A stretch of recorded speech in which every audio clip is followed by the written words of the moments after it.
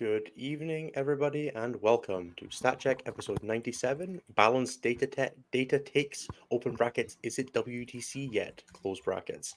I'm Innes, I'm joined by Anthony and the returning champion, conqueror of Elden Ring, defeater of the Erd Tree, Anthony Vanella, who is That's right. back from, I don't know, we told everybody you were playing Elden Ring last week, and that was why you couldn't be here, but you were just, like, traveling and stuff, right? So, I was also playing Elden Ring. you can do both.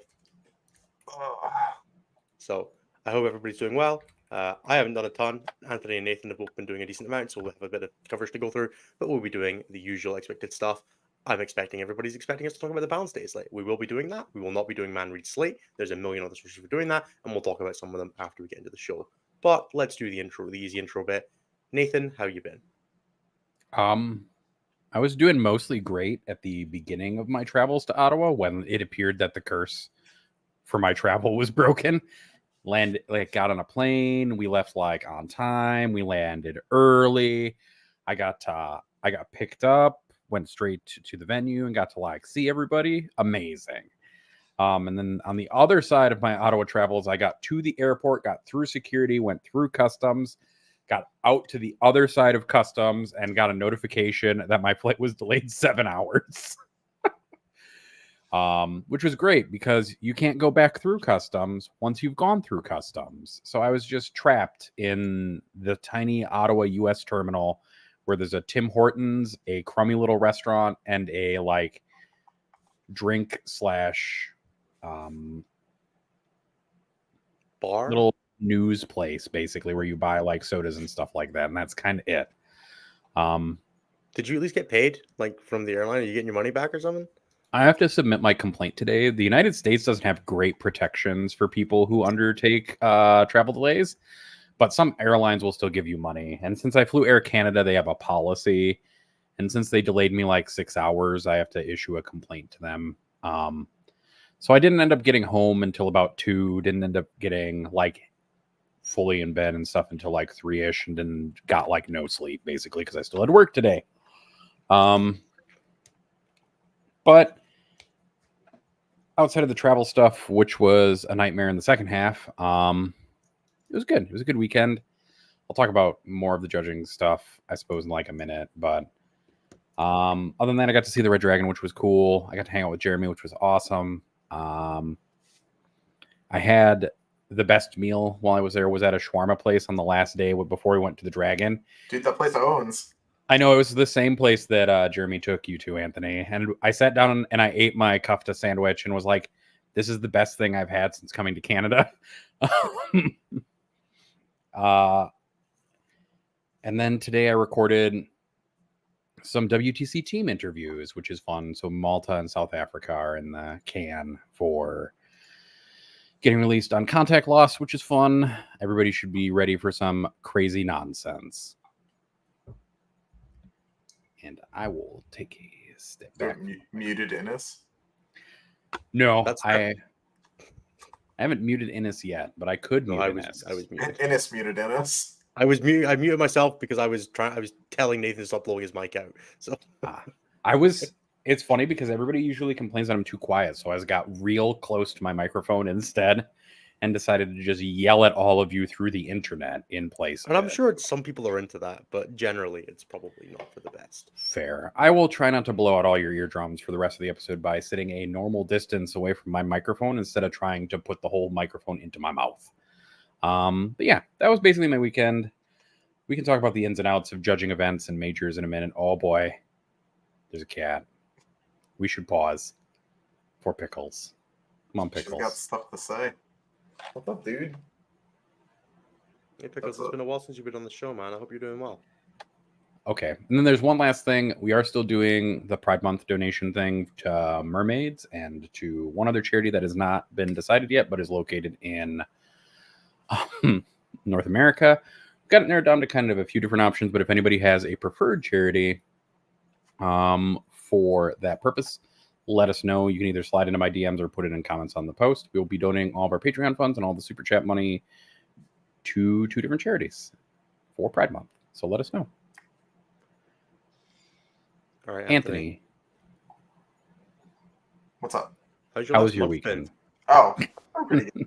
I went and did a bunch of boring, not 40K life stuff. That was all good. Last weekend we had the Team USA like first practice weekend to start working on list design and all that sort of stuff. I'm currently trolling the World Leader channel in our Discord, so I'm getting a lot of notifications. But yeah, so that was fun. We have a virtual weekend this weekend. So far so good. Having as close as what I can describe as fun as possible in Pivot and Plain Hell. And I got to box Ganyo. That was funny. What else happened last weekend? Sean cooks really well, so that's usually the best part of practice weekend. It was good seeing everybody as well. That side of things was fun. I don't know. We can go through that more fully later. Elden Ring has been incredible, chat folks. That expansion is real good. People complain about it a lot online, which is kind of funny because it's just like literally just go get the items that make you stronger, you fool. Stop trying to just like be really good at a game you're not very good at and just go get the things to make you better. Idiots. So yeah, it's been fun. I'm just doing a lot of sitting around, a lot of like, WTC waiting room. This is like the big work effort stress window of time. So it's just a matter of managing that additional 60 hours a week of effort over top of my normal day job and the coaching that I do. Yay, WTC season. Yeah, we're just 41 days, 9 hours, 49 minutes, and like 10 seconds away from WTC at this point. Don't do that to me, Nathan. Yeah, I got all my time off approved for the week of, so that'll be cool. We're coming in on Monday instead of the weekend before this time. So I'll be hanging. I'll actually be around for War Masters instead of like randomly working at a hotel after being there for just a bit of the morning. Nice. So It that'll was be quite cool. funny seeing you just kind of appear halfway through the day. Just be like, oh, hey, by the way, I've been here the whole time. I've just been like in a hotel room instead of hanging out with all my friends. Yeah, I just can't because I have to work. Yay. So that won't be a thing this year, thankfully. So that'll be fun. Yeah, it is real soon. It is it creeps up on you. Like I felt like not too long ago we were like, dude, we got a couple, 100 days till WTC. Everything's pretty chill. Oh God, it's in 5 weeks or whatever. Yeah. Yeah, somebody said see you in 5 weeks at the Ottawa event, and I was like, oh no. It's not as bad as what we were doing to Anthony when he was in Poland. Like, see you in 3 weeks, buddy. That was rough. I made some mistakes.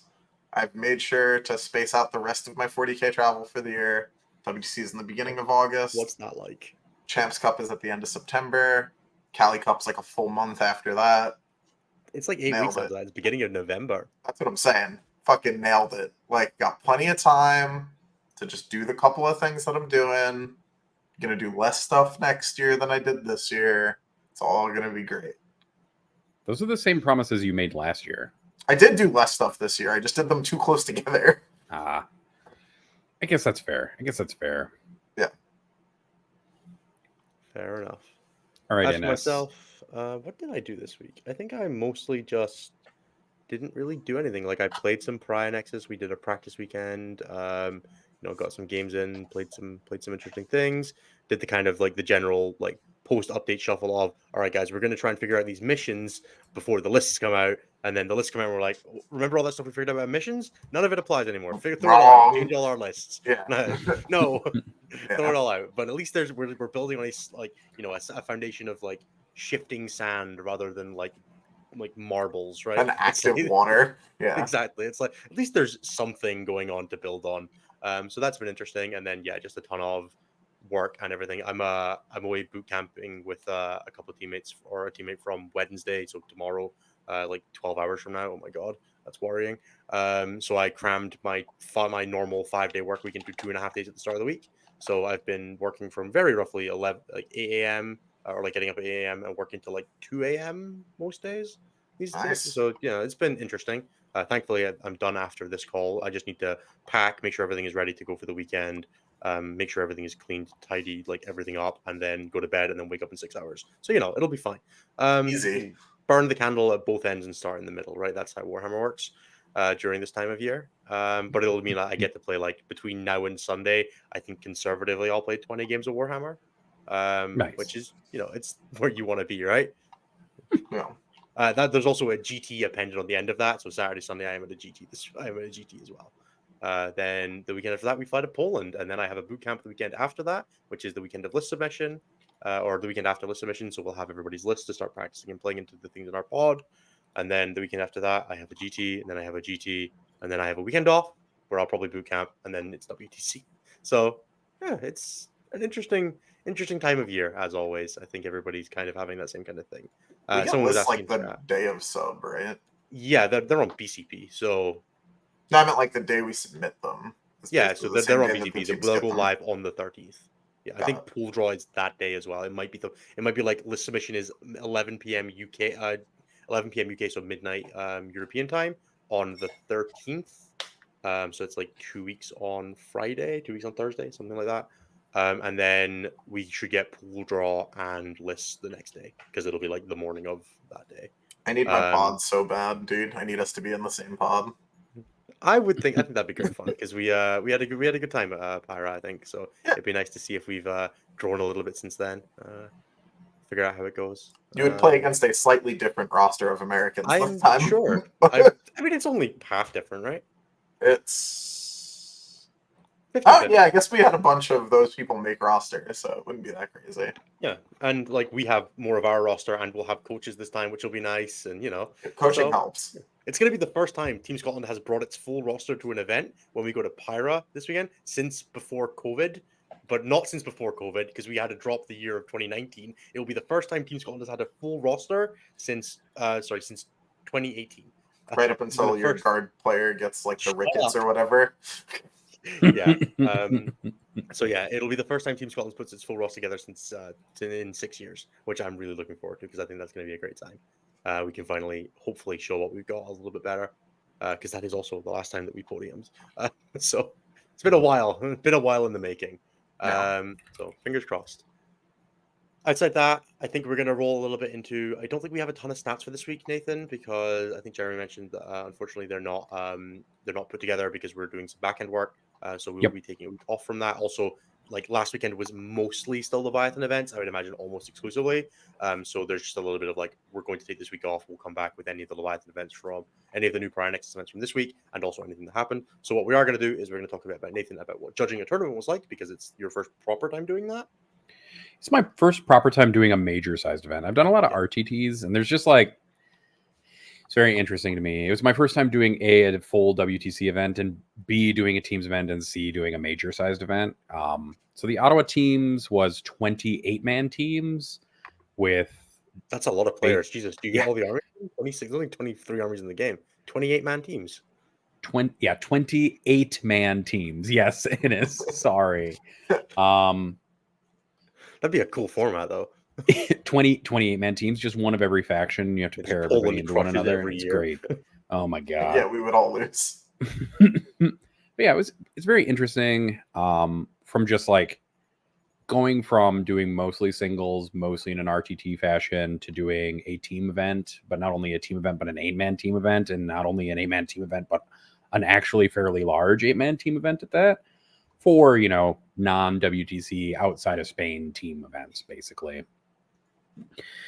And so I was part of a 4-man judge team, which was nice. So I didn't have to do everything, which was good. It was also good to have people to talk to who had more experience doing both majors and team-sized events for double-checking calls and stuff like that. Although the rest of my team forgot to turn off auto updates on their 40K apps, so they all updated to Pariah Nexus, except me, because Jeremy warned me on the episode before I left that I should turn that off, and I turned it off in the settings of my phone. So inevitably, a couple people who were playing who also forgot to update their phones got to ask me for datasheet advice.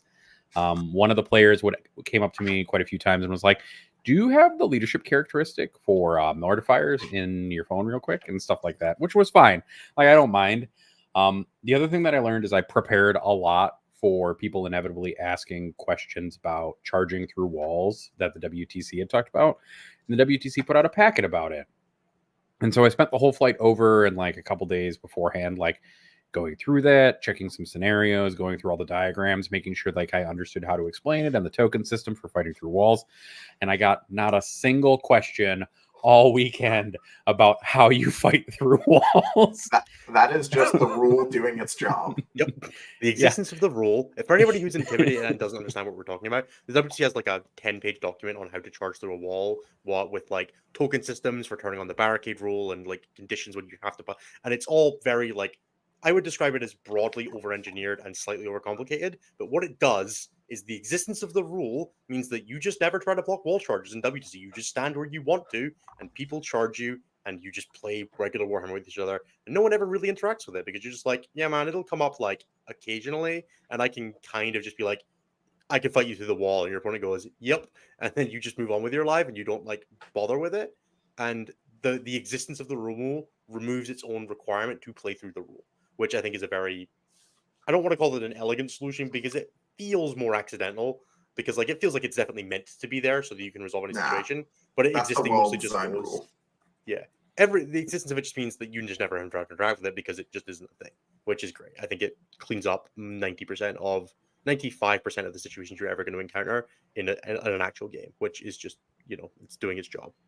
Yep. And then like they also gave a packet of the charge section from the WTC to every single team, so that they had it for the captains in case they had any questions before going to judges or TOs, to ask questions. And that was generally kind of just how things went. The players would put up their hands and kneel judge if they needed something, go over, get asked a question. Sometimes they were really easy questions like, can I split my attacks in melee? Every now and then there was a question where I just felt woefully underprepared for it.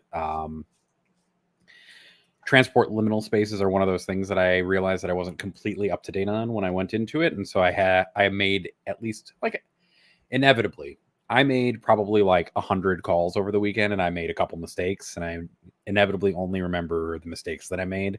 Did you retroactively red card the players where you made the mistakes? I did. I retroactively red carded every person who I made a mistake with so that they were disqualified and could not complain about me. Instead, what I did is I went over to them and I said, hey, I double checked something. I made a mistake. Do you want me to help you wind this back, or do you want to keep going with the board state as is? We never had to rewind anything. We did keep going with it.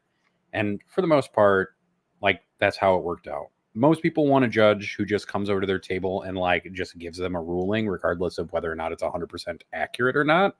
They just want the ruling so that them and their opponent don't have to have like an argument about it. So you essentially are just a mediator in a rule book. Yeah, the most important thing a judge can do is get the game moving, and the most important thing you're looking for is, I don't care what the answer is, I just want to be able to keep playing the game generally as much as possible. And so most people, you walk up to them and they're like, this is my problem. And usually the opening question is, what does your rule say, right? So I had a lot of people get to read back stratagems and rules and secondaries to me so that we could work through it together, essentially. And usually you get most of your questions answered just by reading the rule aloud, which is a funny thing that happens where you learn that everybody just needs a moment to review what happened. So that was really the event. I walked 50,000 steps or something like that, which is a marathon, essentially, because you just walk in a circle forever and ever and ever and ever and ever. Yeah. So I talked to Nick Blackburn, one of the TOs and one of the judges for the event, and he was like, yes, we did 20 some odd thousand steps yesterday, and we did another 20 some odd thousand steps the next day for about 50,000 steps. Didn't need to card anybody. Nobody got DQ'd. It was great. That's like the sign of a great event. Nobody had to be thrown out. But yeah, it means nobody was trying hard enough. The yellow card is just your first excuse. Like nobody's getting yellow cards. Nobody's trying hard enough.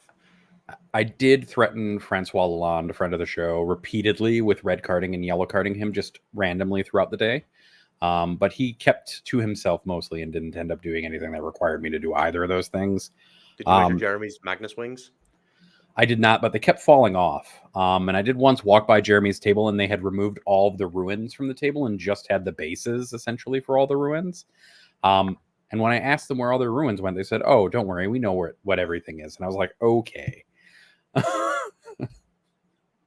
That's how I play Tyranid Unending Swarm. You don't need ruins, and I'm not shooting you anyway, and you can see me. I'm just letting me move my models, please. I think it was a Black Templar like intercessor spam list or Sword Brethren spam list against Jeremy was playing Thousand Suns.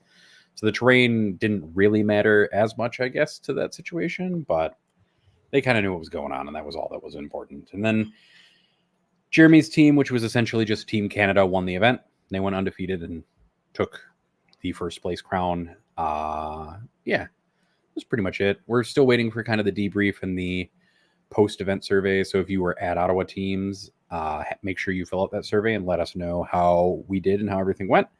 But they're also already kind of like so excited by how things went that it seems like the planning is already ongoing for next year's event, which will be awesome.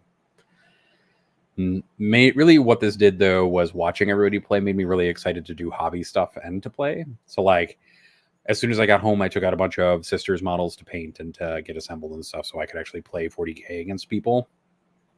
And then it made me really excited for being a judge at Tacoma in like 3 weeks, basically. So if you're in Tacoma, I will also be there doing the GW Open in Tacoma as a judge.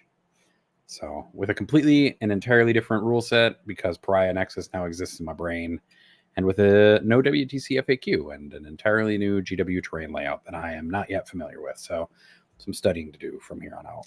Looks a lot like the WTC layouts. I don't know. I haven't looked at it. I started looking at Pariah Nexus stuff like basically today. Sweet. So yeah, that was basically the weekend to listen to me talk way too much about it. Fair enough. Anthony, do you want to do like a couple minutes on what a practice day is and why you guys boot camp, like what the goal of it is? Obviously, I know we're all under the WTC stride of silence, so no gameplay stuff. But what were you doing? Like, what's cool about it? Yeah, so I mean, like for us in particular, like the United States is extremely fucking large, which is like I feel like people are like, oh, it's like slightly more inconvenient for you guys to get together than other nations, and I feel like a sense of scale is required to understand how fucking difficult it is to get most of us in the same room. So it's cool to be able to have everybody, kind of together. This is our first time that we've all been together since knowing what the starting roster is and stuff like that. So we essentially all jam into Sean's woodland house. Sean lives in a house that is like out of a like a fairy tale warning about going into the woods too much. It's like a weird split level thing in the woods in Connecticut, and there's a bunch of like feels like hidden rooms. Anyway, so a bunch of nerds pile into one place, ideally with air conditioning in general setups. But you kind of just like you sit down at the beginning of the weekend, or at least this is kind of the structure that we take, where we're like, all right, what are we planning to take? We see who has like soft locks on what they're willing to play, who doesn't, who has a lot of reps on things, if it's worth shifting that, all things that fall into that bucket. And in our case, because we're a bunch of people who are all visual learners, we bust out a whiteboard, a giant ass marker whiteboard. Because we could do this digitally, but none of us learned that way, so it doesn't work. So onto the whiteboard goes a bunch of planned matchups to try to dig through information, and we kind of just like hustle through the weekend doing our best to resolve a combination of like playstyle discomfort, morale issues, army things that we need solved, answers that we feel to things that'll be common, and so on and so forth down the line, while also juggling with the fact that lots of things in the game don't move anywhere near similar to how they used to move, and trying to balance all of that lovely new information in our new meta. So yeah, it's like on the upshot, it's a positive, fun weekend with your boys. Like that part of things, great. On the downshot is like the oh no, this is way better than we thought it was, or oh no, this thing we thought was going to be really good is really bad. And you have to manage that in combination with like a thing someone may or may not have been expecting to play. And then you also always with WTC have the literal logistical issues of, dude, we don't have those, or we don't have somebody who wants to play that, or We we don't need to run move into 3 that. people to get. Or like, Yeah, just like we need to move 3 people onto different armies to accommodate this change because of it's a mess. It's great fun, but it's like the world's stupidest logic puzzle sometimes. yeah, we don't run into like a ton of like we don't have like sometimes we have like we don't have pilot for X, right? And some of that is like pushed around by like my own personal play style and flexibility. So like there's only so many armies that let you do the thing that I'm really good at doing, and you could have me mediocrely do other stuff, but there's only so many things in the band of stuff I like to do. You can play 6-man Turret Warrior Squads just fine now, Anthony. I'm sure I could. I will say, Anthony, the funniest thing though was walking into the Ottawa teams, and there's a player on one of the teams for Big Dice Energy. In the back of their shirt said violence. And it took me a couple seconds to realize what the fuck was going on, because I looked over and I saw violence, and my brain was like, Anthony's not here. Yeah, That would be him. wild. Yeah. And then I went over and I talked to Alice, who's on Big Dice Energy, and she had stat check dice and stat check objectives and a shirt that said violence on the back. And I was like, holy shit, this is really confusing. Yeah. And she then proceeded to like 20-0 basically all of her opponents all weekend with a double monolith Necrons list. I was rooting for you right till the end. Which was pretty funny. Because I walked into there and I was talking to the Big Dice Energy coach, and he was like, yeah, she plays pressure lists. And I was like, oh, so we've just found the Canadian version of Anthony is what we found. That's good. I mean, look, if every country could have one, they would. It would just be a lot to put up with. But sometimes it's worth it, and sometimes it's not. If you need a bunch of 20s in a team event, it's worth putting up with it. You know what I mean? Mm-hmm. So yeah, it's like a really wholesome experience, right? It's like a bunch of adults having a sleepover to figure out their game better, right? Like that part of things is cool and nice. There's just also the like, you know, undertone of like, hey, we're all gonna like for us anyway. It's all like the hey man, we're gonna spend fucking $4,000 each to go do this. Please don't feed. So you know, it's a balance. Also, there's like, you know, the crushing weight of expectation of like everyone being like, you guys have pros on your team. Why are you not winning the event? So you know, you do what you can with what you got. We try real hard. Hopefully we don't make asses of ourselves. And the chant remains anyone but England and maybe America. I'll settle for our maybe. Most people just kind of stack them both together at this point, bud. I'll keep them separate for the most part. I don't know. We'll see how nice you guys are this year. We'll figure it out. If you're in our pod, it's just anyone but England and America. Yeah, we were so nice last year. All event. I know. But it's, you know, you got to maintain that consistency, right, over a period of time. You can't just do it once. Right. Yeah. All right. Shall we move on then swiftly to what I think everybody is mostly here for? Now, unfortunately, we did not manage to get in our Balanced Data Slate review show that we normally do on the couple of days after the Balanced Data Slate. We're sorry, it just wasn't on the cards for this one. And we are not going to be doing a man read slate for you guys today. What we'll be doing is we'll be going through some of our highlights, some of our lowlights, some of the things we think are interesting and that are worth you guys looking at moving forward, and some directions. We will mostly be focusing on singles play because otherwise we have to shut up and it's less fun to do that. But obviously, you can take this for however you want. And Anthony will, I don't know, attempt to not violate his American, like Team America, like can't disclose order. It's not quite an NDA, but we'll see how it goes. It might have been an NDA. We're not sure. Cool. I'm going to do one bit of the plugs now as well. If you want to hear more from all the other shows on the network, you can check out youtube.com/statcheck to interact with all of the other shows on the network, as well as us, and hear all of our back thoughts, stuff we thought coming into this meta, and all that kind of thing. You can also check out patreon.com/statcheck to hear from all of us in a much more balanced situation in Discord. If you want to ask us questions, make sure they get asked on the show, or anything like that. $5 a month gets you support, access to all the other cool stuff we do, our Red Dragon discount code, and the Vibe Check League, as well as just being able to talk to us. We're basically always in there. I know I am functionally glued to my phone like 15 hours of the day, and then like the other 9 I'm like staring at it but sleeping. And I don't know how the rest of you guys feel, but it feels like that's mostly how it goes. So please do check those out. It would be greatly appreciated. We're now going to move on to doing a bit of Balanced Data Slate talk. So if people do want to see a bit more of a man read slate, you can check out the most recent Art Award Down Under episode, which I do not have the number for. I'm sorry, Adam. You don't name your episodes with good delineation for me. But it was myself and Brian Sipe, also of Team America.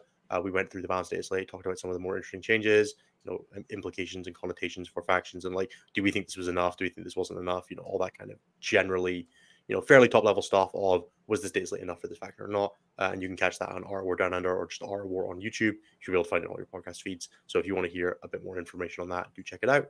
Otherwise, we're going to structure this as basically we're going to talk about our general thoughts, kind of what we think about the data slate. We'll have Anthony go first probably because we can get the fun bits out of the way, the bit that everybody's really here for.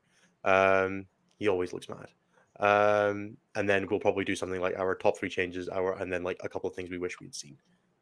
With that said, Anthony, do you want to launch us off? What's your thoughts on the most recent balanced data slate and general rules updates for the game of Warhammer 40,000? It's fine, is how I would describe it. It happened. Look, I think it's easier to do a lot of things now, which is good. I think it's easier to move big stuff around. It's easier to move boxes around in ways that don't require advanced math degrees, and I think that is all broadly a good thing. I think they did a very Games Workshop thing where they tried to like make the gameplay more like what the more casual fan base thinks it's supposed to be. And they accidentally like opened the Pandora's box of hell for the people that play the rules as they are written. So on the one hand, mostly good job. On the other, god damn it. So like for the most part, I think things were good. Like Sisters got a reining in that they obviously needed. The wild degree to which there are broken data sheets and rule sets in that book is now balanced by the fact that their T3 shitters cost a whole bunch of points. Totally fine. I'm super excited to play that army once it lands here. Whenever it lands here. Side note, Dan, what the fuck? How did you do that so fast? Anyway, yeah. So like there's a bunch of like broad stroke good things, right? We narrowly, dodged the like Sisters Apocalypse, which is good. They're merely one of the strongest armies in the game now. And they'll have to settle for that instead of being completely broken, which, unlucky, didn't get there. So yeah, I think that broad stroke is good. I can play a 2,000 point world leader list now. That part, pretty cool. You can do it. You just gotta add a unit. Literally like they changed the points to give you a unit of jackals because they were mad at it. Like I looked at it and I was like, exactly, really? 2,000 on the nose, which is funny. But whatever. We're playing fun games. I hope so desperately that you just rewrite your list to be 1975 instead of 1975 again. You're just like, nah, I just different now. Knocking it down just a little. It's not even better. I just want it to annoy people. Yeah. I mean, that's the real goal, right? That's the real end game. Stoking your nails. That's the trick. Yeah. So like that side of things pretty good. I am befuddled as to how Blood Angels didn't change more. At all, frankly. Yeah, there's a couple of pages in there where I'm like, that's it? That's all that changed? Are you sure? It's good that it looks like they were able to be proactive with Eldar despite them not having like a crazy win rate, because obviously this new mission pack favors the be anywhere it wants at any point in time, all the time army quite a bit. So yeah, I don't know. We'll see. There's definitely like notes of like someone plays this game at a high level and had a hand in this balancing in here, right? I think they missed the mark wildly when it comes to CSM, which is sad. That faction was already not particularly enjoyable and wasn't like, tell me if you feel different, but like even playing them like with the point buffs with crazy warp talons was only like, wasn't that great. Like I probably wouldn't have played them over Eaters. And now they're much worse. And it's like, sure. I don't know. Weird army. Yeah, I don't know. There's a bunch of like little weird things in there. I'm glad that they finally went after Necrons a little bit. We'll see how much it matters. Or it doesn't. Orcs, they just smashed. I don't know what the fuck happened. Who got mega knobbed or who got Josh was worried tided. you might lose a game with Corrupted Core, and was like, no, it can't be happening. Yeah, dude, for real. Somebody definitely got bullied by Bully Boys and didn't want to get put into a locker again, and so they put Bully Boys into the locker instead. Yeah, I don't know what happened there, but someone was very upset at the Green Men and made them go away. So, fair enough, I guess, but also, come on, what the fuck? It was an interesting army to play against. It asked a different question than a lot of things, which was nice to see in the metagame. Yeah, and it also, like, I don't know, maybe this is like the Towering Knights thing again, where, like, my army can answer it. So to me, it was fine, but, like, I didn't think it was that crazy.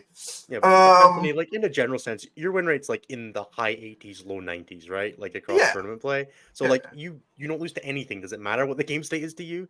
Yeah, because like how it feels to lose to it matters. That's fair. Like, I think that there's going to be a lot of like genuine. I've seen more games than I expected, and I was pretty negative about the whole Pariah Nexus thing. Like going into it, I wasn't here out of like respect for trying to be like maintaining some hype for the new things. But like going into Pariah Nexus, I had some concerns about lots of missions being turned into priority targets, basically just because, they can be now. And I have seen more 30 and 40 point turn 5s than I am thrilled about. So, like, that side of things, I don't think is super healthy. It's probably not super awesome for the game. We'll see how it develops in a world. Like, the game always just gets, like, thrown into a handbag and then into a well after WTC anyway. Like, the entire singles meta gets warped. So, we'll see how it goes, And it's possible that, like, the stuff doesn't net out to be a huge deal, but, like, it's not every game. And it's not even a lot of games, but it's one of those, like, I would have 3 nickels and that's too many nickels situations.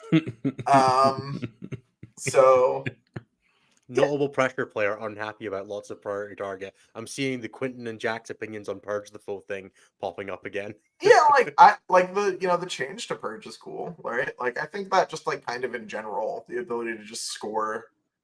All right, so like the unfiltered version of this opinion is that like I think it's okay to lose a game that you're losing, and I don't think they should have put in mechanics that fix that. I think we should all, as adults and grown-ups, be like, I'm losing this game, so I lose, rather than being like, I'm losing this game, so what nonsense makes me win instead? I think that's real stupid. But and I feel that's someone that like stands to benefit from this sometimes, because I've definitely had Eldar knock my primary to 0 for the first 2 turns and ended the game with Angron on their home field. Like, this is the thing that isn't necessarily negative for the specific thing that I play. It's just more that it hurts the archetype, and I think that's unfortunate. Because the game doesn't really love the archetype in general anyway. Warhammer tries to push you to combined arms. Can I ask one more question of you before we move on to getting Nathan and mine's thoughts? Could you talk a little bit about what those Pandora's boxes that you were talking about them opening are? Because I think people will be interested to hear specifically what you think the like things that were changed. And I feel like I know what you're going to talk about, but I think people will value from hearing it more in depth. So the first one is just the tiger shark.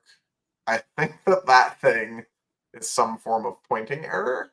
But in general, basically, this is kind of a thing that's been like at the edge of the rules for a while, right? Is like stuff that doesn't quite fit on the board. What are you supposed to do with that? And it used to be that it had to take a penalty turn.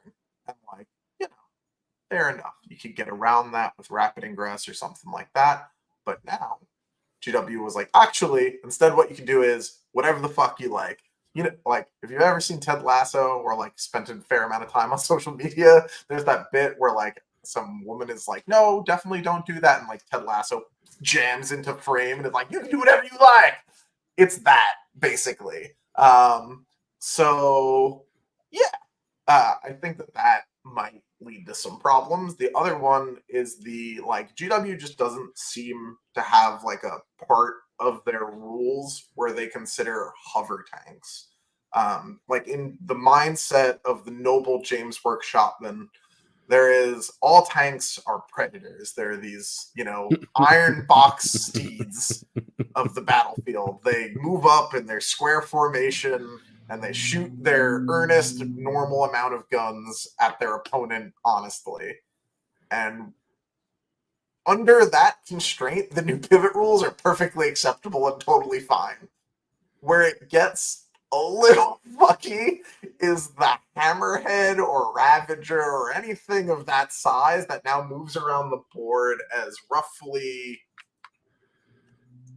this size until it's time to be placed, and then you just orient it however the fuck you please and see whatever the fuck you want with no regard to the orientation of where you started. So, fast gun, pretty good innately in GW games. Fast gun now significantly better and easier to use. And that is, I'm going to use suboptimal. So, we'll it's see. not Anthony's favorite thing when shooting is good. It's okay when shooting is good. I played a very good shooting army in Emperor's Children when it was good. I just don't love when it's like die in your deployment zone on turn 1 and shooting. You know what I mean? I have like a type that I'm looking to avoid. On top of this, with the speaking of the free pivot nonsense, is deep strike charges. Now, I think largely this has been pretty overblown. Most of the things that can do the deep strike pivot charge thing are just not that good in melee. So it doesn't actually matter that ton, and I think people are getting themselves wound up in a knots over something that, like, if your opponent is doing, they're probably throwing. So, like, Repulsor maybe charging you is a real thing, 100%, I promise. Yeah, I think dude. the realest example that I've seen is just the monolith. Like, the monolith is the realest example. Yeah. And that's just because, like, of the way that diagonals work on that model. So you put it so the flat is, like, facing towards your opponent, and you get, like, a 7-inch charge out of deep strike on it because you can turn it. Yeah, and, like, maybe play on some tables with a little bit more terrain on them and avoid that whole shit entirely. You know what I mean? Like, I think that this is largely, like, avoidable for the most part. Like, maybe we'll lose to Poland at WTC because someone monolith charged me at 7 inches away, Gitto. And, like, maybe I'll be sad about this when it happens. But until then, it seems avoidable. And, like, this just, like, I like a good complaint. You know what I mean? I'm not immune. But this just seems like one of those things where people are just like making up this shit in their head, and it's going to be like this horrible nightmare. And then someone's going to charge them with a raider, and then they're going to kill it with their intercessors, and they're going to be like, oh, this wasn't actually that bad. Like, I think it's going to be fine. I don't think that one's where people need to lose it. Yeah. What is this tiger shark thing, though? Just because I'm not familiar with a Forge World data sheet. Every Tau player in the world just lined up to tell you about it. I need you to understand. They're all outside your house right now. Okay. Oh, no. So the tiger shark is a big model. I think there's like a citation in the corner there that's like big is large. It's literally like the size of an Xbox. It's a dinner plate. Fucking genuinely huge. you could serve one of Dom's wonderful looking pizzas from our Discord on it. Yeah. I think it's like 160 millimeter round. Like, it's like the Archeon base. It does not fit within 6 of a board edge. Currently, there is a rule that says if you arrive from strategic reserve, which aircraft must do following their rules, and you are too large to place within the space, you can set up there, but you can't act the turn you arrive. So you could get around that, as Anthony mentioned, by rapid ingressing, because the turn you arrive is that turn, and then the next one. But you can, like, shoot it, interact with it, like, there are things you can do. It's not hiding, right? So it shows up, you interact with it a little bit, it then does some stuff. You can move block it, like, whatever, right? Obviously, it's an aircraft. It has all towering. It has an infinite movement value. It does whatever broadly the fuck it pleases. But GW updated the rule for not being able to being too large that says except aircraft, and obviously it's an aircraft. So now it shows up and shoots you. And it's 275 points, and it's got guns like it's a Primaris tank. It's got like cyclic ion blaster stapled to its missile launcher, stapled to its like 17 billion damage rail cannon.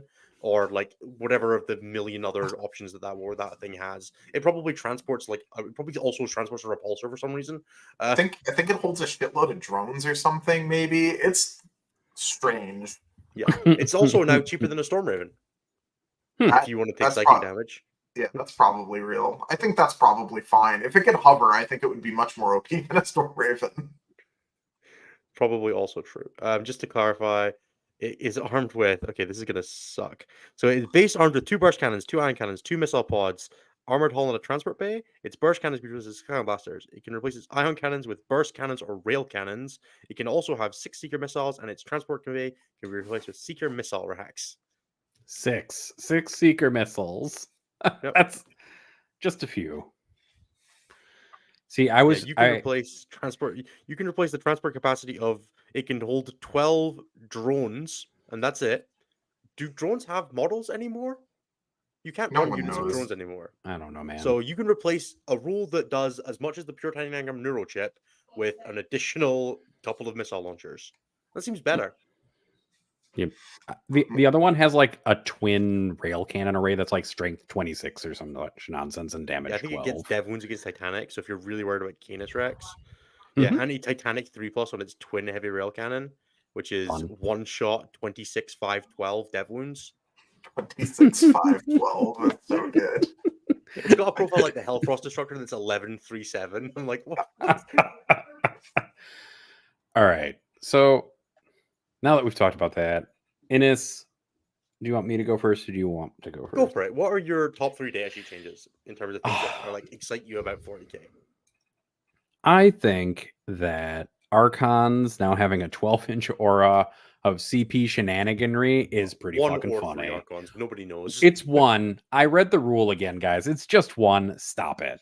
Oh, see, we disagree on that. Ooh, we can talk about that later, but we're not talking about it.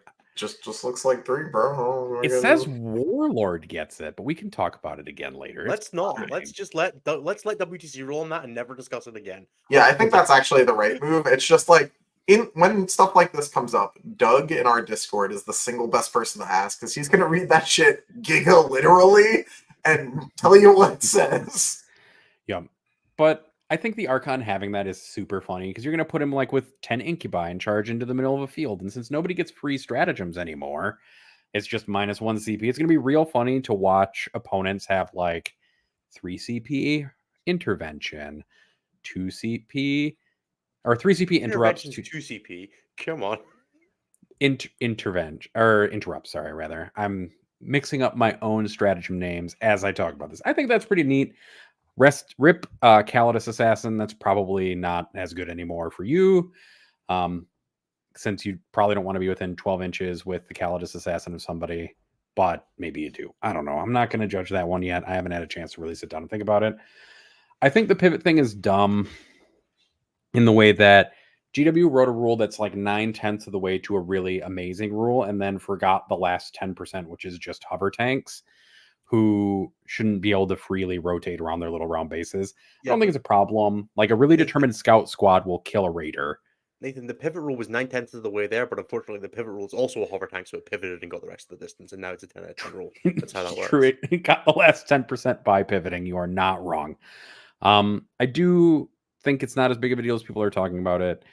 Like, sure, you could spend 2 CP on a raider full of racks and do the 2 things where it does a bunch of like mortal wounds across tank shock plus like the mortal wounds for your people who are inside of it.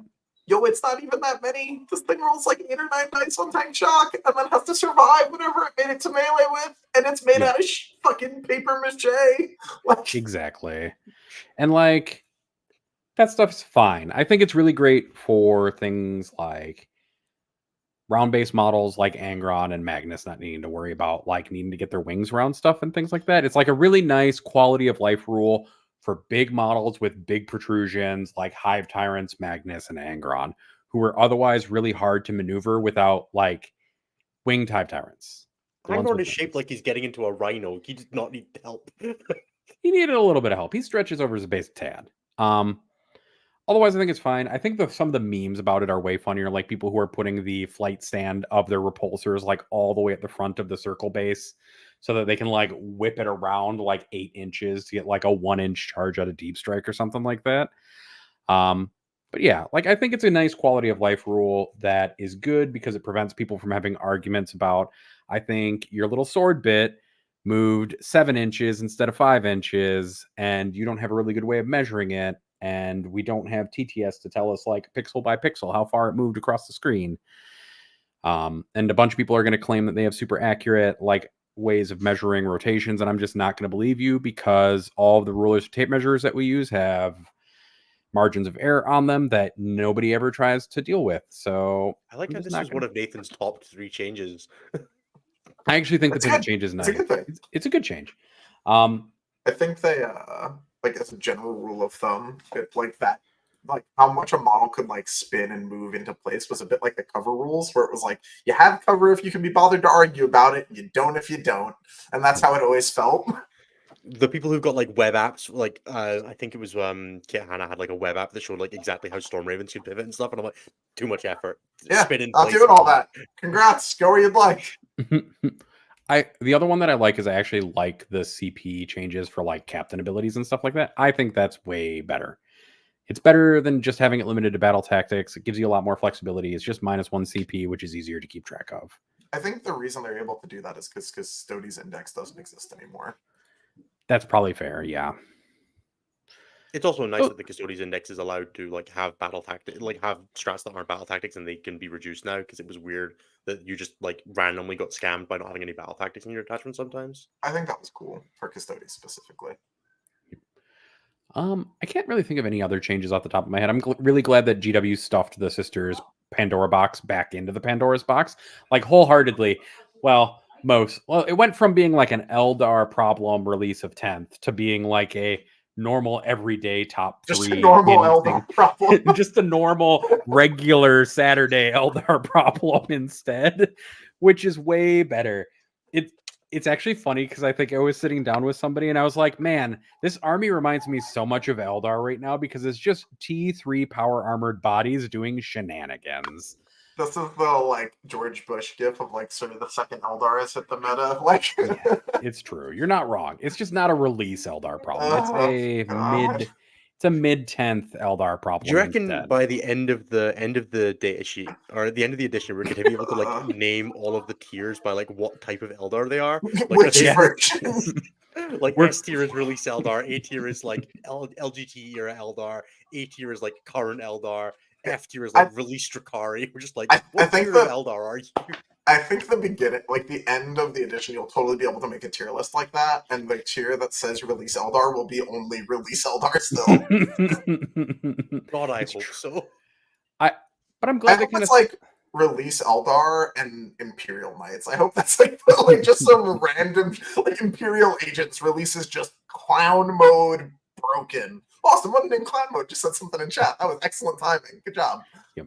And I do love it. I'm very excited for the inevitable part where they somehow make a faction that's better than release Eldar, and it's going to be the Harlequins detachment in Codex Eldar. Plane.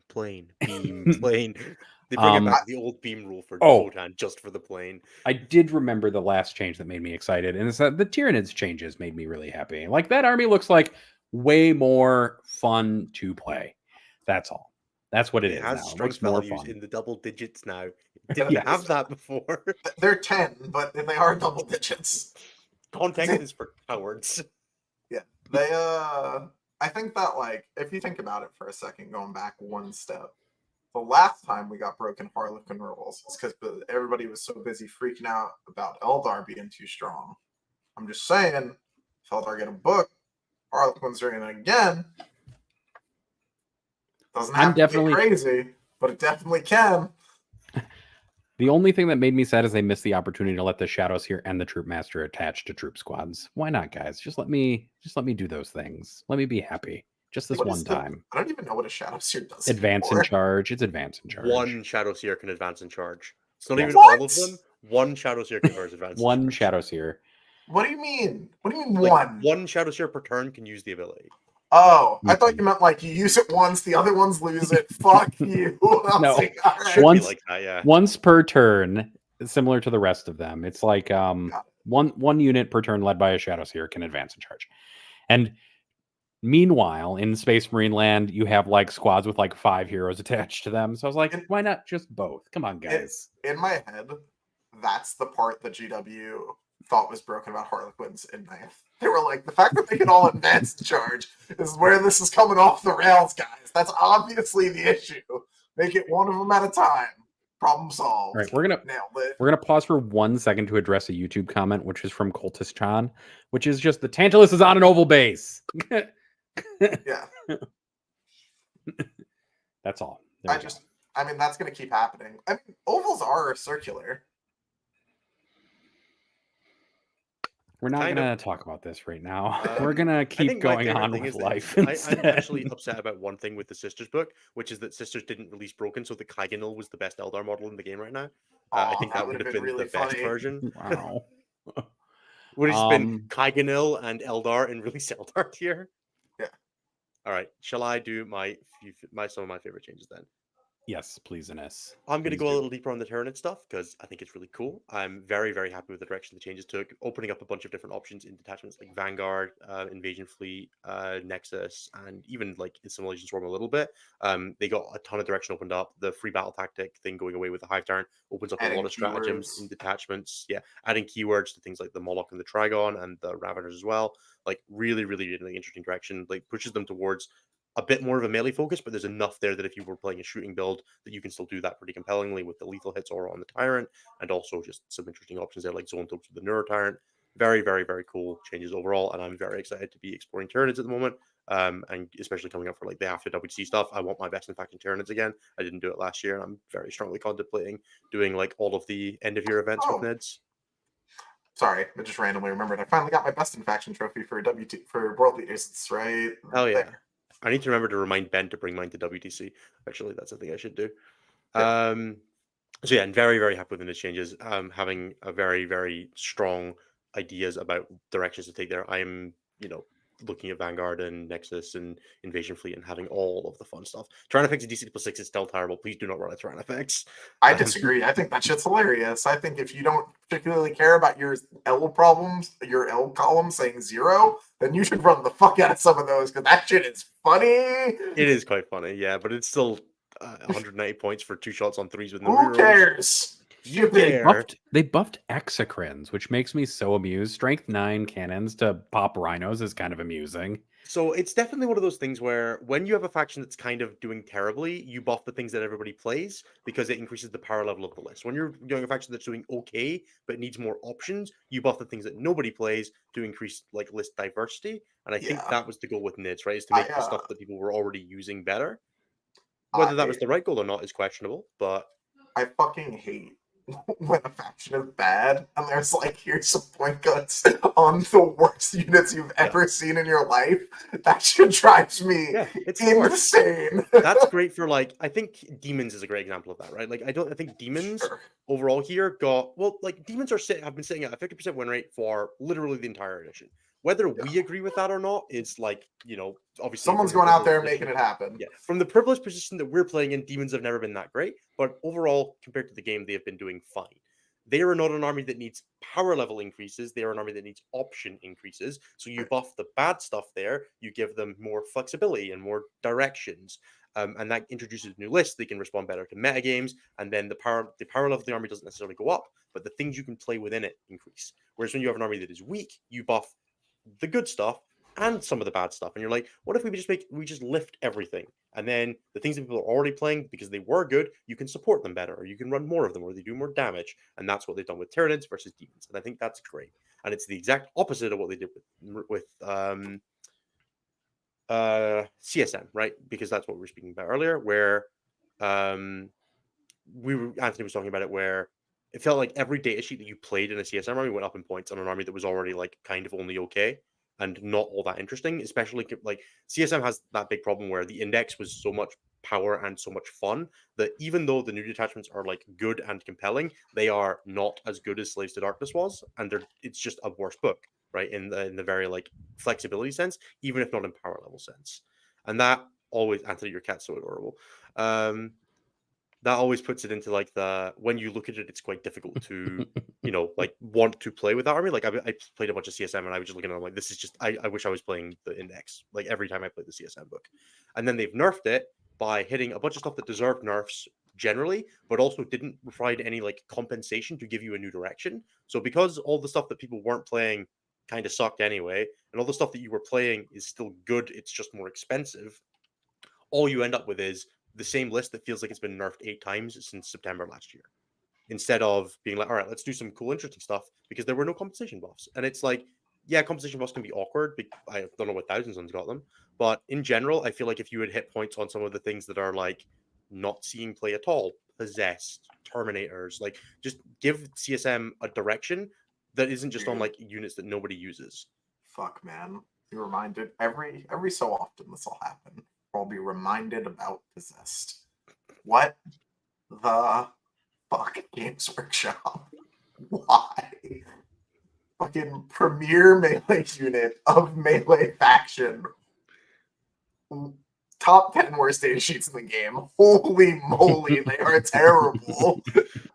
And then in the fucking codex, they're like, you're only redeeming trait once per game. Fuck you.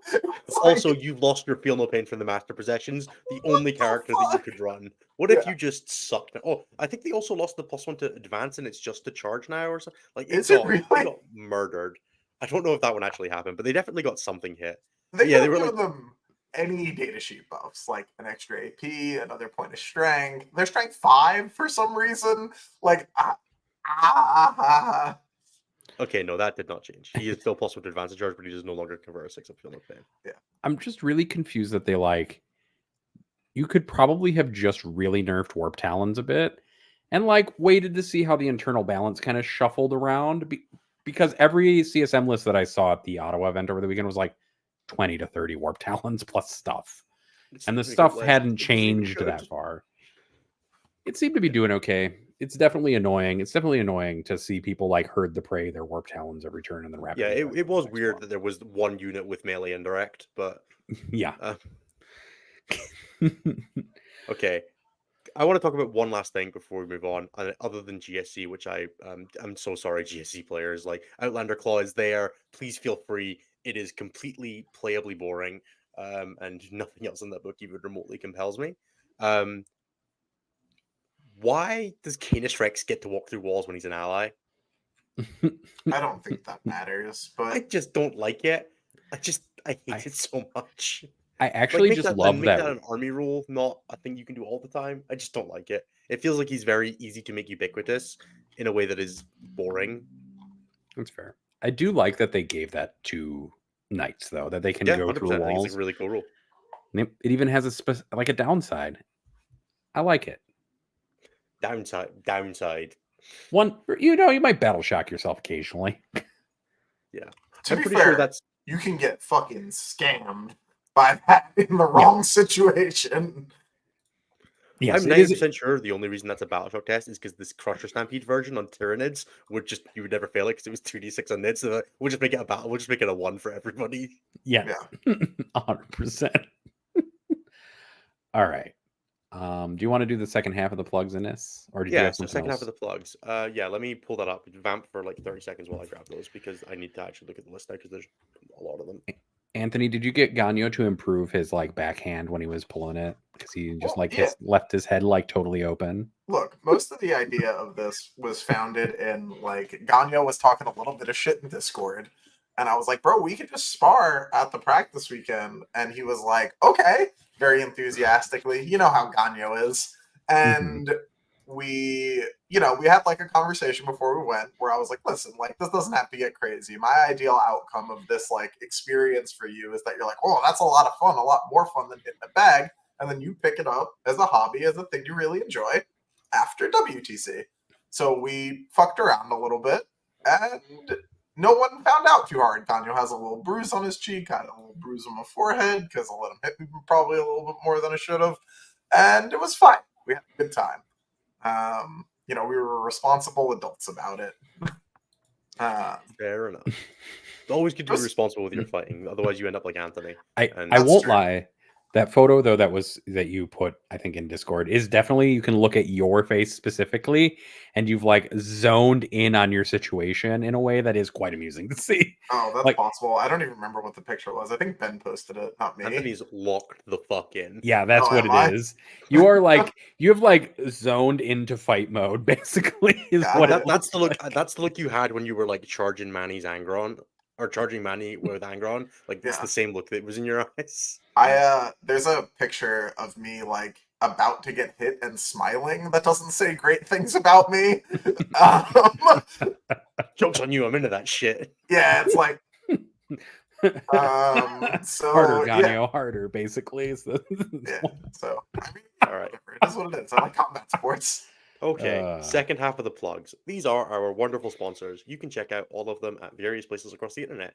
red-dragon.ca for all of your tabletop gaming needs, as well as many other things in the wargaming and board gaming sphere. If you're a StatCheck patron, you can also get 20% off across the entire store.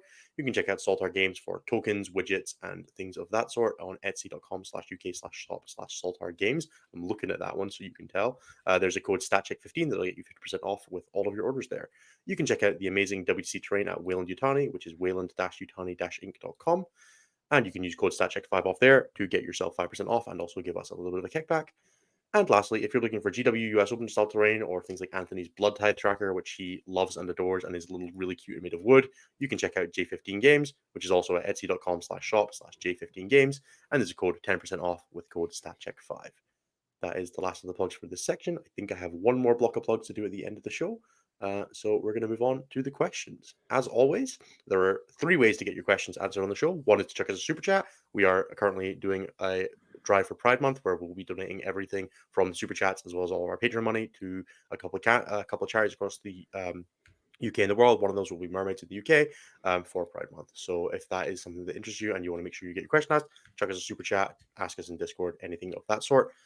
You can obviously ask it in the Patreon Discord, patreon.com/statcheck, or you can just ask a question that's really good and we decide we want to answer it, in which case, we'll chuck them all together at the end of the show. With that said, Nathan, do you want to take us away? Yep, I was just fixing a question real quick from that thread because somebody posted in the old question thread. All right, to the top of the question thread, McWhirp asks, now that 40K is approaching a 45 to 55 level of balance with some amount of regularity, what are we hoping GW does going forward to continue to improve things? So what kind of improvements would you like to see? I think we're getting there kind of the way that Sigmar got there, so I don't like it's just by like adding a double turn. I think as long as they like add mechanics that like jumble the balance and make like the turn scoring matter as much as it does, it'll always pull closer to halvesies. But I think they're doing a good job of reining in factions from being completely broken, which helps a lot. Just like knocking down the top end is big, and then just making sure that they continue to bring up the bottom will do a lot of it. But it's more that like second one these days that needs to look than the other. They're getting better about like knocking down the top stuff, but they tend to like if you release bad, sometimes you stay bad. But like this recent bout of changes like to Tyranids and stuff like that helped. So just keep doing that. Yeah, I think the other side of that is faction like interbalance, buffing, like doing the for middling factions, doing like slight up on some of the stuff that's really in every list, slight up on some of the stuff that's like in list but not a ton, and then like pretty reasonable drops on other stuff. Kind of like what happened with Tyranids. Neuralitor +10, but gained some rules. Biovore and Turf gone down a little bit because they went, down in viability, stuff like that, and then some internal rebalancing on a couple of other day sheets. It's like a good way to do it, I think. Just take the edge off of some of the best things in a faction, so there's a bit more space for other things to come up, but make sure you're filling the gaps when you hit like factions in that window already. All right. The next question is from Derek, which is, why did my precious, miserable Entropy Marines catch 60 points of strays in the update beyond the Nurgling nerf? I wish I had a good answer for you, bud. The next question is from John, that one guy. How are we feeling about GSC now? Do we with Sisters Did Sisters catch enough nerfs to keep them from being a strong, not dominant? So I guess those are 2 different questions. How are you feeling about GSC first? I don't have any feelings about GSC because honest to God, I've done 0 reading. GSC could be busted as fuck, and I would have no idea because everyone that I trust at all told me they're terrible, and I was just like, "You got it, champ," and moved on with my day. Anthony went, "I ain't reading all that, but I'm happy for you. We're sorry that happened." Or sorry, yeah, exactly. There are completely viable builds in there that, like, it is a completely fine low B, high C book, to use the like common vernacular. It is nothing special, but something has to be in the bottom half, and GSC is there.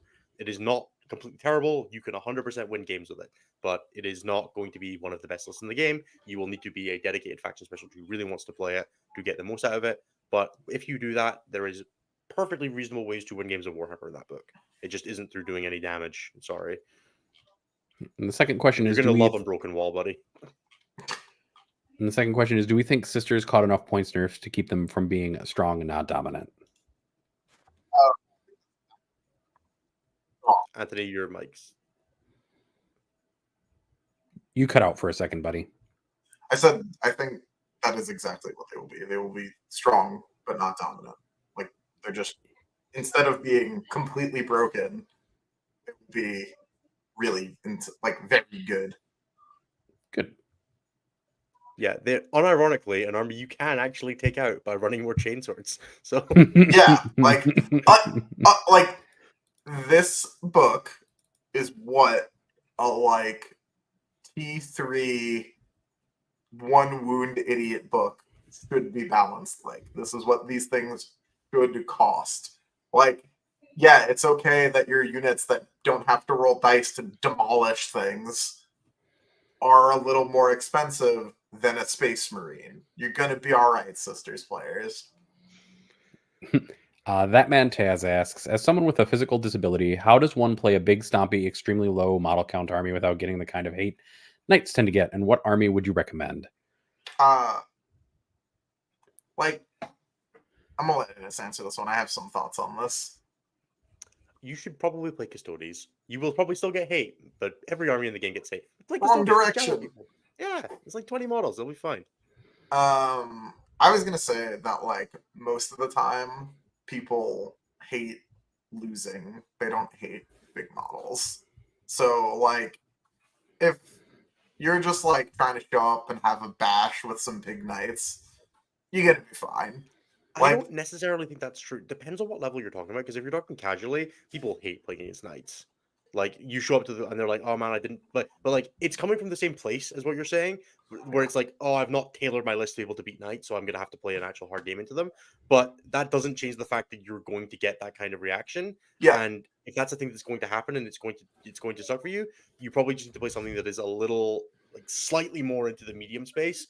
I would say Custodes, or like a very elite Knights. Space Marines, or Chaos Knights is kind of the same, but like, cool guys. You're gonna have to make like a compromise there. You could very compellingly play like a 20 model Custodes list, and it's not going to be that much harder than playing Knights. I hope if it really is for you, you are just going to have to accept that there are people in this community who are assholes who will give you gyp over playing your army even at the casual level. And if we're talking about like, you go to like an RTT or something, no one's gonna give a shit that they have to play against Knights, dude. You'll be fine. Like, the minute you're outside like casual Wednesdays at the local, you'll be fine. I will also say that I think the hate that Knights get is like a little less than some of the other faction hate that you get. Yeah, I will immediately judge someone much more for playing Custodes than Knights. And I see a lot of people who play Knights and have a blast with them. And I'm going to be honest, some people, especially content creators who have like a major hate on for Knights, are mostly joking and not directing it at players. And really, Vic and I despise you personally. I think that you guys are fucking hypocrites because you pair Knights at an event and you go, yes! Like, shut up! Enough with your Knights hate for no reason, like it's not a free round. Go to take a nap. Fuck you. I don't know, man. I played a lot of Deathwatch with the Sun Edition, and I was getting farmed. It was rough. But the other thing that I'll say is join the stat check.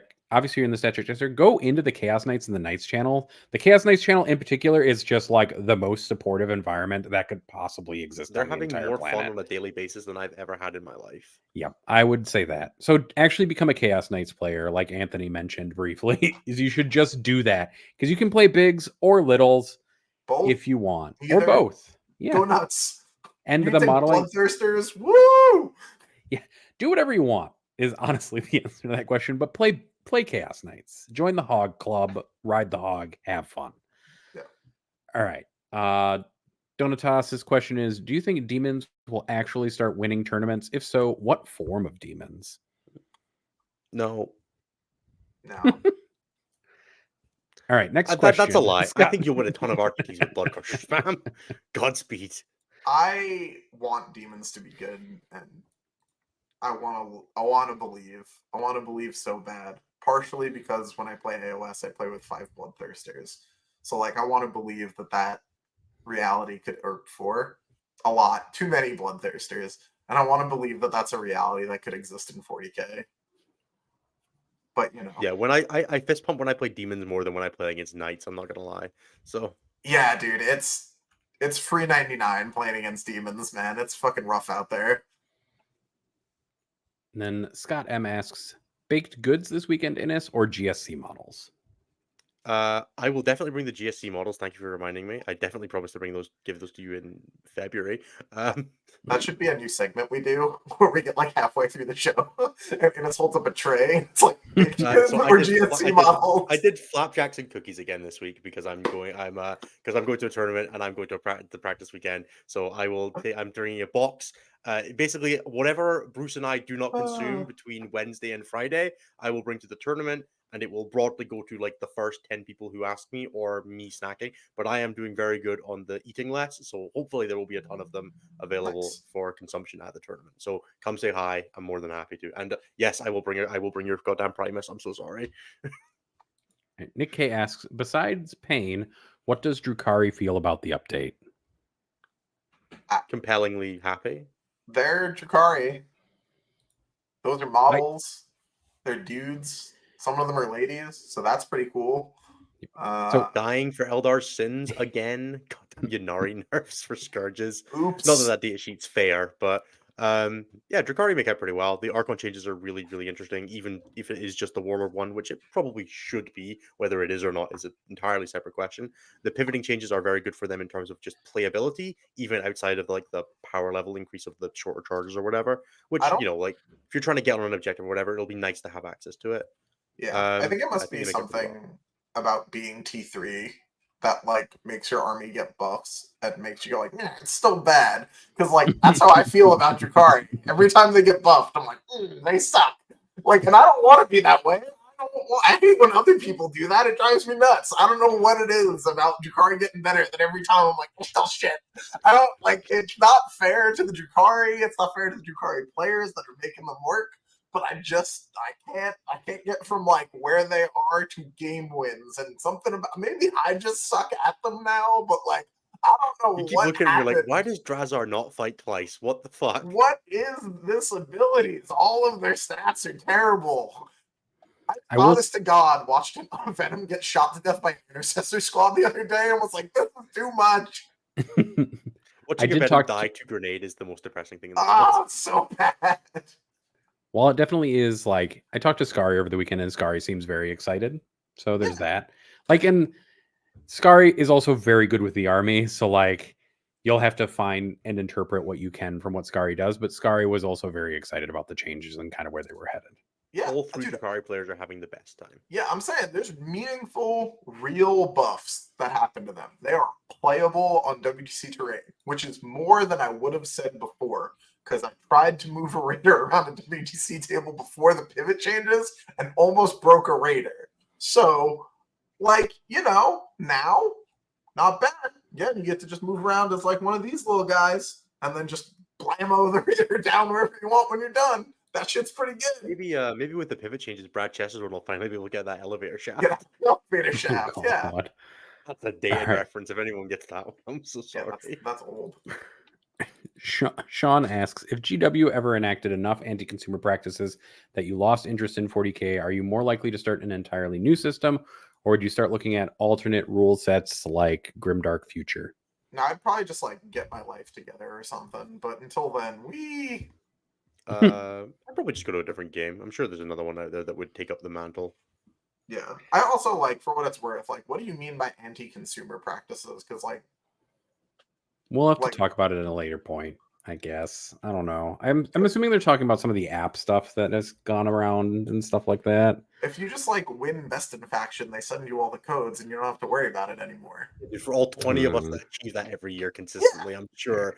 Just be us, guys. It's great. The rich get richer. Get with the program, people. Or run events. If you run Well, events, you can I get would them love through to the play TO competitively. program. There you go. I think I would probably just switch to playing D&D all the time. I'm going to be totally brutally honest with you. As opposed to now where you play so much more Hammer. I play more Warhammer than... No, I don't. I can't I talk would- about this. I would consider fist fighting a small child to get into a group that Nathan DMs. That sounds like fun. We should definitely We can definitely do talk that. about doing a one shot on the show at some point as a bonus episode. We should Yeah, definitely but be doing that I have properly. no ability to engage in like a game that doesn't require hundreds of hours of my time, so we would need to do more than a one shot, or I wouldn't be able to get into it. All right. Anthony, We can... all I'm saying is you can like organize this. It's possible. You can volunteer Nathan's time. If enough of you join the $15 a month tier, I will actually run a campaign across a few sessions. Okay. We'll add a $20 tier for You have 20, to. 40K. We're gonna Dimension 20, 40, 20K. Yeah, we'll do it. If you guys can triple the number of people who do it, I will find time for it. There you go. Alright. You have to triple the number of people That was who a are dumb currently in thing it. to offer. I'm 95% sure that happens within a month. I mean, if you do that, or you just send me enough money to invest in it, there you go. Because it's quite a bit of effort. Christ. Oh yeah, Anthony, you weren't here for last week. Nathan joined the Crusade League in case you missed. That's pretty good. There's a screenshot from that, by the way, though, where both Jeremy and Innes process what I said. That is very funny. That makes sense, man. You know, sometimes It has you a gotta... It has a hobby prize. That's what it is. It's Yeah, all get that 'em, it dude. is. All right. Where was I in questions? All right. We have a lot of these actually today. Dan F asks, did Anthony win versus Gagno? Win is relative. Like, I achieved my goal of like he really enjoyed it and he'll do it again. There you go. Did I hit Gagno more than he hit me? But that wasn't really what I was trying to do. The next one is from We Derek. had a good time and nobody got hurt. That was the idea. There you go. That's really the most important part, is nobody had to go to the hospital and get like fixed. No one even, like, Gagno had a tiny bruise where everybody's great. Excellent. Yeah. Derek asks, what do you think of the new GW terrain layouts, and have you had any games on them yet? I played like one game on them. I played on the new layout 3 in sweeping engagement, and I really didn't like it. Very, very open. Like all 3 objectives are just in the open in no man's land in a way that wasn't super engaging. Did not particularly care for that, but I also think sweeping engagement's a dog water deployment. But yeah, broadly, like they seem fine. I think there's always a little bit of like some of them just don't work, but part of that's just like Dawn of War and sweeping engagement being terrible deployments that I don't think any map could fix. So Just trash fire garbage. Unlucky.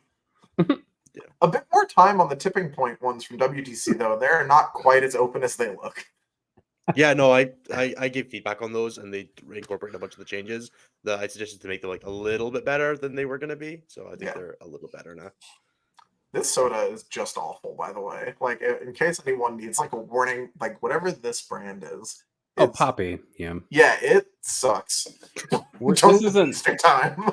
This is an Olipop household over here. These ones are actually really good. Yeah, Water, unfortunately. They have this Way one, too which is a watermelon lime, which is just some tequila shy of a margarita, basically. yeah. It's very good. I saw a root beer in my fridge and was like, dude, sick. And then I had a few sips of it. I think I visibly winced the first time I took a sip on the show earlier. I was like, I'll try it again. We'll see. And just not good. Yep. I really like Olipop's watermelon lime and their normal cola, but it is like a probiotic soda, and it's kind of like a little bit of a surprise the first time you drink it. Yeah, I mean, I don't have any issue with that. This just doesn't taste good. Anyway, sorry, That's fair moving on. All right. The next question is a bit long, so bear with me. So I played Blood Angels, Sons of Sanguinius for the last 4 months to varying levels of success. Placed well, won RTTs, GTs, etc. I've begun transitioning over to MSU Eldari because I want to learn a more player skill expressive army. But recent rumors suggest we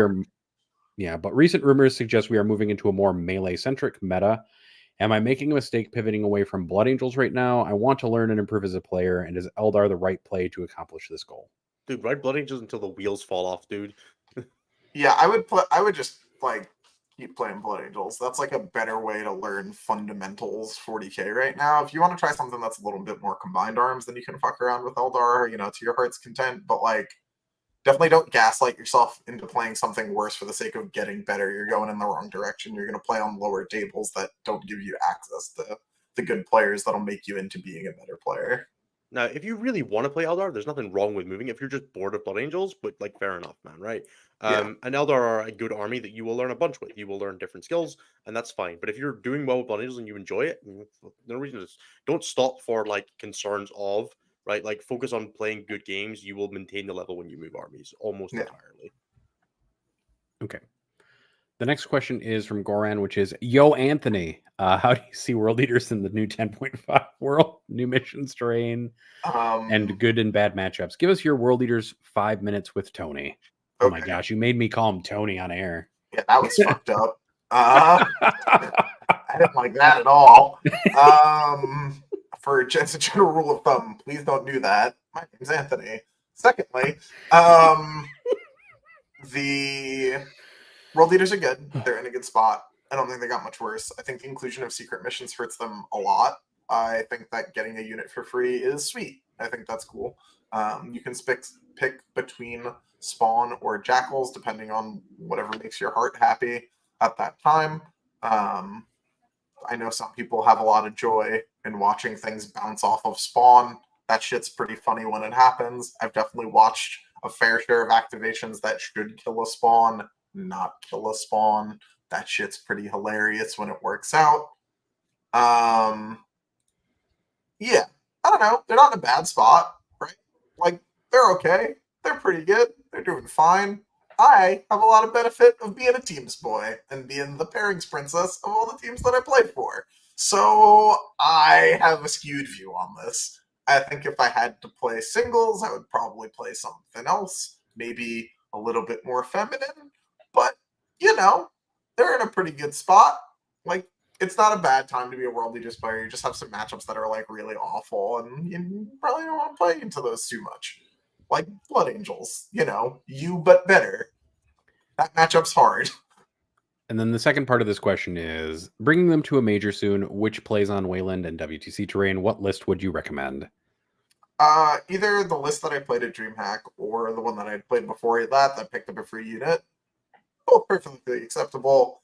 I would play either of those. You'll probably be fine.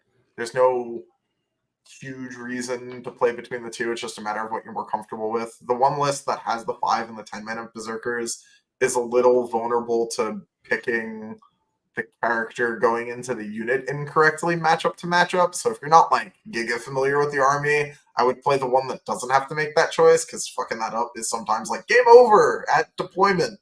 So maybe play the DreamHack one because it's a little more straightforward.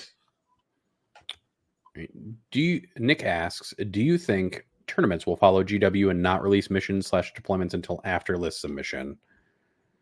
No, that sounds dumb. Don't do that. Just let people plan for tournaments. I don't understand what the aversion to that is. I think it's big, like, I want this to be casual energy, and it's stupid, and we as a community would be best served by leaving stupid shit like that behind. You're choosing to play the game competitively on purpose. Just accept that and move on. Grow up. Yeah, it's like very strong RTT energy, and that's fine for RTTs. It's not as good for GTs and larger events. Yeah, just like anything where someone has a triple-digit cost associated with attending your event. Grow the fuck up. Yeah.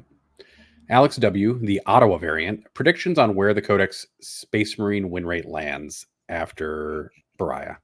There is no Codex Space Marines. They're all the conversion chapters. You all play all of them, or you're going to have a lower win rate. Unlucky. I hope it's 40%.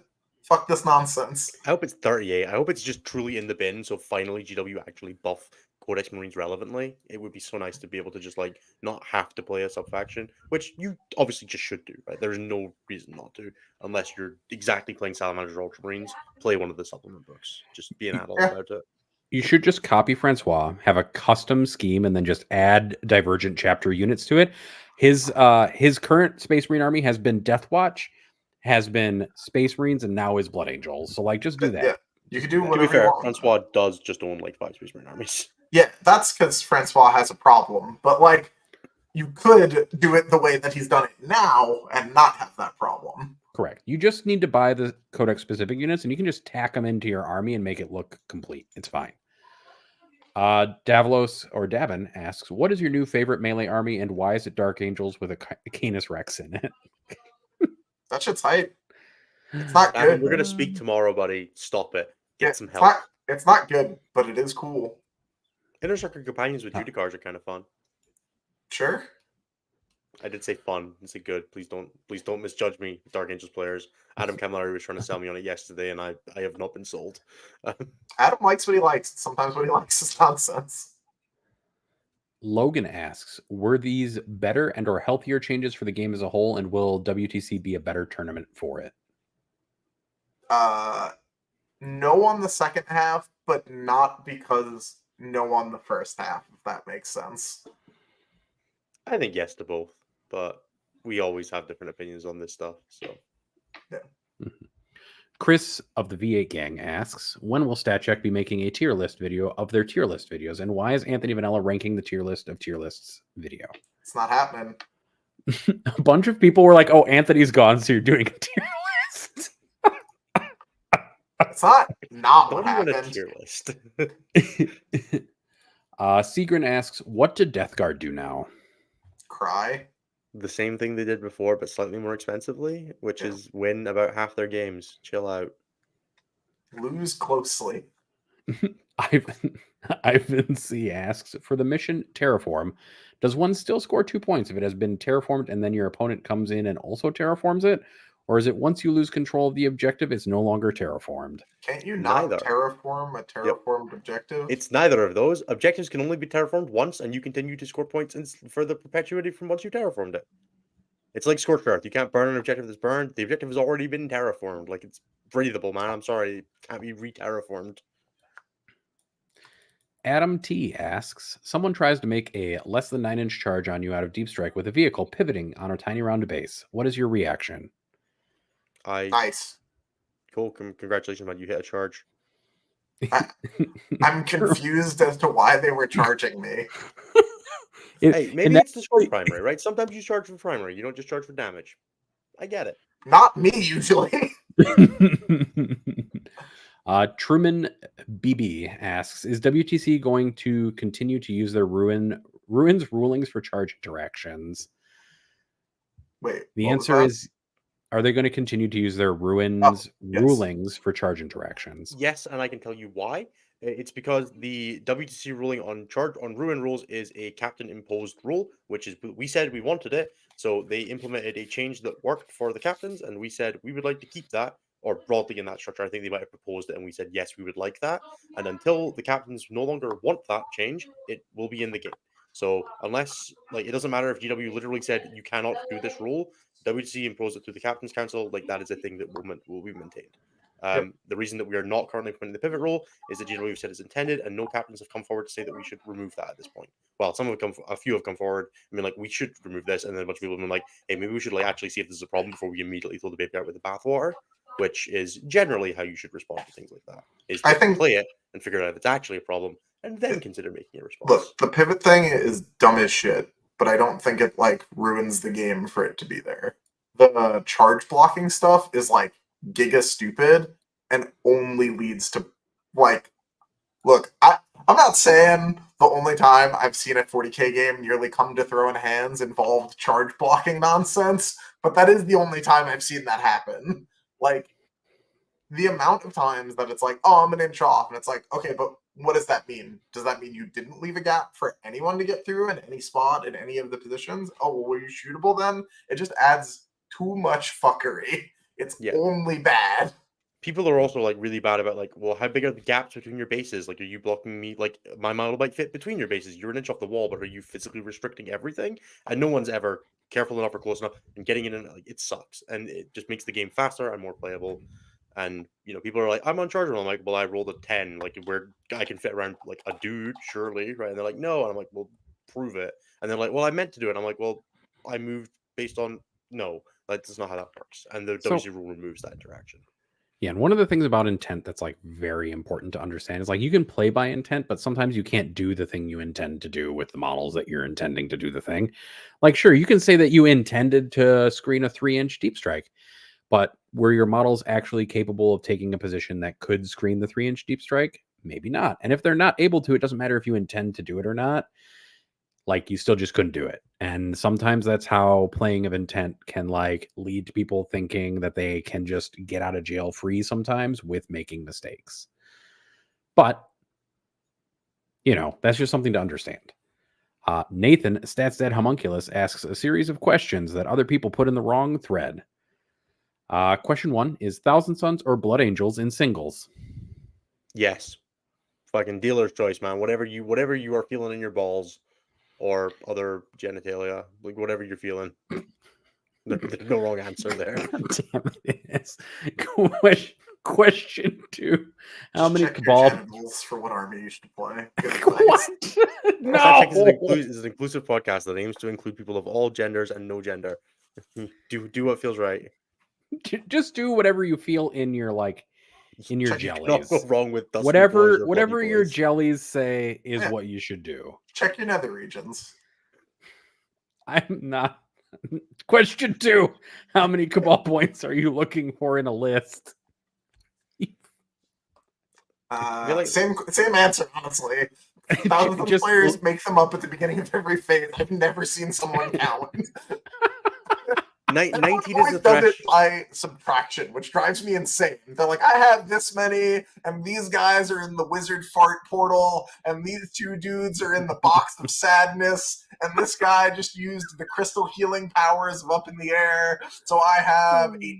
And I'm like, I don't know, that was a lot of exceptions that you just said to go from 21, and now you somehow still have 18, and they're like, yeah, dude, promise. And I'm like, all right. And then my army has no armor save, and everyone gets doom bolted, and I'm sad.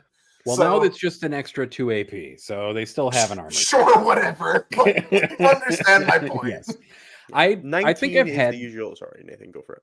No, I said I've definitely had people count, and I've definitely been that sounds like the appropriate number for the models that you're pointing at.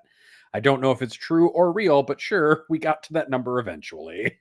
See, I do the autistic thing where I count my opponents for them and I tell them how many they have, and I don't let them I'm like, no, you have this many, and you spent that many, and no, you can't do that, and I hate it, but I have to do it because otherwise I will lose control of the game state and not know what's going on anymore. And the second that happens, I will emotionally check out of the game, and I'll come back at the end. I'll come back in my shooting phase, and everything's already dead. I'll be like, maybe I should have paid more attention, because Right. I don't want to say that every Thousand Sons player is a cheat, but every Thousand Sons player is one bad math equation away from cheating, and it's not their fault, but the army hands it to them on a platter to make mistakes. They're not even doing it to gain an advantage. That Not army's even just obtuse and stupid. So we have to, go through stuff like I do math, like just real fingers and toes hours to figure out how many cabal points are there. You want enough cabal points that Anthony needs to use somebody else's hands or fingers or toes to count. Make me pull in a coach. So, for notable thresholds, 19 is the threshold for double Doombolt plus a double move, and that's usually a pretty place to be. You can also do 16 is double Doombolt, is Doombolt plus double move plus 2 rerolls. Like, that's kind of 16 to 18 on table is going to be enough to do most of the things you want to do in a turn. Like 19, I think most lists are usually aiming for 22 to 23 in roster, but with a lot of that starting in reserve and transports usually. So that's kind of your threshold that I would be looking at. We still have 20 questions, so we're going to keep rattling Jesus through. Fucking Christ. I want to go to bed. Jeff, the forklift servitor, says, actually, I still have 2 questions in my questions. With LVO tickets live, what excites you the most about going to Vegas? What excites me the most is that people use the Team USA affiliate link when they buy their LVO ticket. Please do that. Thanks. I asked Ben to send me it and he didn't, so It's I'm just in the announcements in the Discord channel. I'm gonna go and find it. I will be at LVO. It's gonna be cool. I'm most looking forward to seeing Ben, but also I watched the Sophia Nygaard video about doing all of the Vegas hotels, and I just kind of want to go back because I didn't do as much of it as I wanted to when I was there. So I'm now I kind of it's built up in my head as being a thing I want to do again. So it is store.frontlinegaming.org !ref equals Team USA. But I will put that in chat now, and it will be flashing up on the screen now. It will probably not be in the comments, but you can support FLG and Team USA, who have an affiliate link for that. And you can also catch probably most of us at Vegas in some capacity. I am not going. It's too expensive, and I'm going to run out of vacation time pretty quickly. That's fine. I do think though, go see like the Bellagio because they have like a blown Venetian glass ceiling and stuff like that. It's really pretty.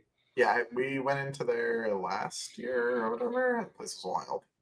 I want to do the Some of the- Bacchanalian buffet again as well. That was fucking cool. Uh, and I didn't that find the shit- Wagyu last time, so Yeah, that shit cracks. That's true. Also, like, if you get to stay, anyone that gets to spend any amount of time with Ben is worth doing because he's great. yes, Ben is one of the nicest people I've ever met. So And then Ben's second question, because these are Ben's questions, he just put them in the wrong day. Oh, What is your preferred cold cut, and why is it not capicola?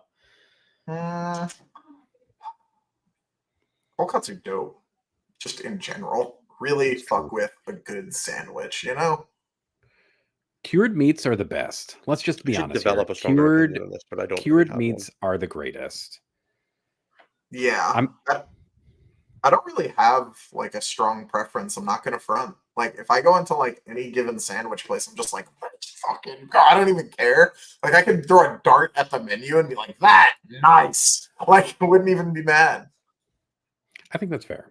I do like a good solid roast beef sandwich though. Pastrami's another good one.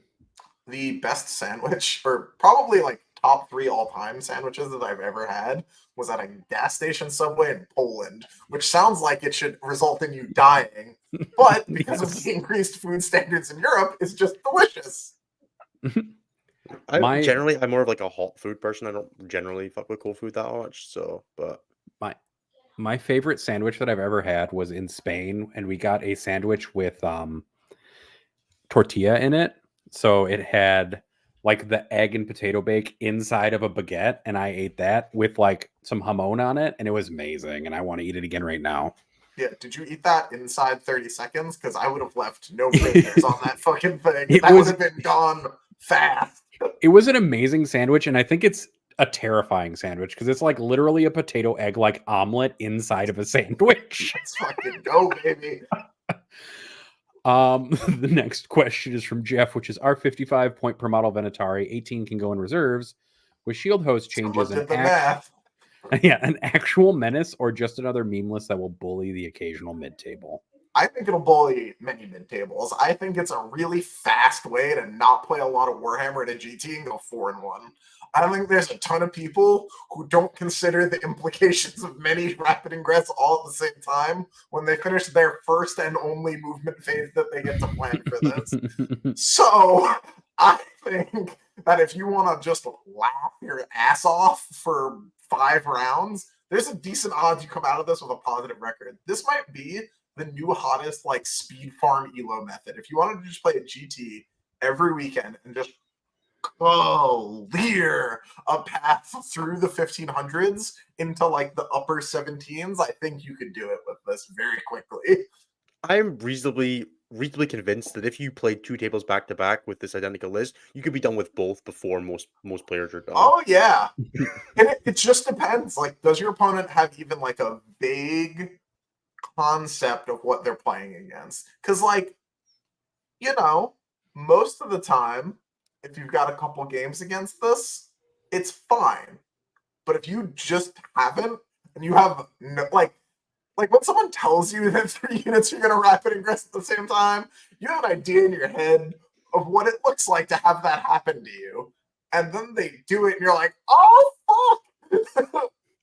In theory, you could use the shield host enhancement that lets you redeploy 2 units into reserve Yeah. and ingress 4 because you could exceed the limit as well because you could strat it and then copy 3 times as well. You So- totally could. Trajan and 5 wardens as well, dude. Guys, do it. Be the change. Be the people I wish I could be. That's Anthony at home, right? That's what that is. That is. Tomic asks, when doing a matrix for teams, would you rather have factions that have some greens and some reds, or rather have one with all yellows across the board? So the long years of hammering Team America into shape out of being 8 singles players in a trench coat has taught me that the former is better than the latter. Otherwise, you end up with a record that looks like Canada's last year at WTC. Ooh. but it is nice to have a couple of lists that are the second. You Yeah. want like a healthy like 4 to 2 to 2 mix of like targeted lists, strong matrices you compare for when they're good and avoid when they're bad, and like nullifiers. And that's some like a French normal getting combo. dudes. Yep. You want like some dudes to go and play against their big dick lists and stop them doing big dick things, some lists to do big dick things for you, and some lists that are like tech pieces and tools that maybe go onto the boss for you because someone's gonna go onto the boss every round. Look. So every team's got a Liam VSL, right? So Every team needs a Typhus and a Pumbaa. They are invaluable team assets that allow the rest of the team to shine. but your team roster, there's a reason we don't use individual team performance at team events to track elo and stuff like that. Yeah, Because it it's doesn't not matter. representative. Somebody's got to be the bitch. Obviously, I'm the best player on all the international super teams that we've played together on. Yeah, of that's course. definitely 100% accurate. Yeah. Yeah, that's 100% how that works. That we give me softballs round over round. So that, honest to God, most of the time, we were talking about this a little bit this weekend, is that like, I don't really get babied in pairings so much as that other teams just have shit data. So they just feed me good matchups and they're like, nah, I'm the one, dude. I got this shit. It's incredible how much like when you're playing that role for your team as well, because like obviously I do something similar with Team Scotland, right? Where I go to tournaments and I just play the easiest 5 games of my life because I'm like rocking up with Blood Angels at Home Nations and I'm like, oh yes, round 4, the guy with knights. What the fuck happened? But we've been on the same team enough now. Pretty often, you'll be playing a pressure list. I'll be playing a pressure list. People look at your pressure list and go, well, no, but this guy can move block, and they try, and they fail without fail. And the next question is from Ivan, which is, will we see more MSU Grey Knights lists or the NDK list with Land Raiders? I don't know. I think that both have merit. I think that Grey Knights are really good. I think that Grey Knights are really hard to play. And I think that people give them more credit than they do sometimes because they're like, oh, dude, if I had just blah, I would have done way better. And there's a lot of that after a Grey Knight game, just like there's a lot of that after a T-Suns game. You're going to see a lot of Grey Knight players playing MSU lists and a lot of people playing Grey Knights with NDKs and Land Raiders. Does that make sense? Yeah. Mm-hmm. And then the last question from our Patreon is from Eric, which is actually 2 questions. How do you view Sisters points in the context of anything other than top level play? Probably slightly too hard to leverage at the average level of play, but like it might even not be that bad. But there was a lot of like, if you fuck up with that army, it does just die a little bit. Yeah. I don't have a conceptualization for what that would look like because I think that Sisters were never good in that skill band, so it doesn't really matter a ton. And then the other question is top 3 factions for singles that aren't Blood Angels or T-Suns. Top 3 that aren't GK. Blood Angels or T-Suns. This is a very oddly specific question. Yeah, it's like, like what's the top without these guys? What's your top 5, and then exclude Blood Angels, and then don't tell me Blood Angels and T-Suns, right? Just exclude That's 2 of the that's top 5, yes. I think Sisters is one of the top 3 factions if we're excluding Blood Angels and T-Suns. Yeah, for sure. It's the usual suspects, right? It's like Marine faction, Eldar, Sisters, and then you like figure it out from there. Yeah, I would say like GK, Eldar. Eldar probably aren't that great in singles right now. I wouldn't say. They kind of did a little bit of babying, but maybe. But again, I think like that kind of Custodies list, 100% great in singles. GK and Sisters would be the ones that like. I think that like if you take that version and you tamp it down like 30% to like a human version of that list, that's a full on 5 list, like 100%. Yeah, if you're just like engaging, you're bashing together the 3 brain cells that are in there, and there's just like a spark of electricity that goes 9 Venatari, and you're like, you add a win to that column every. No, don't do that. Right. That's just boring and lame. You should just rub the 2 hungover brain cells you got together to make fire like the cavemen of old. I think we've all found the Custodies list that Anthony wants to play. I want to play it so bad. I want it to be real.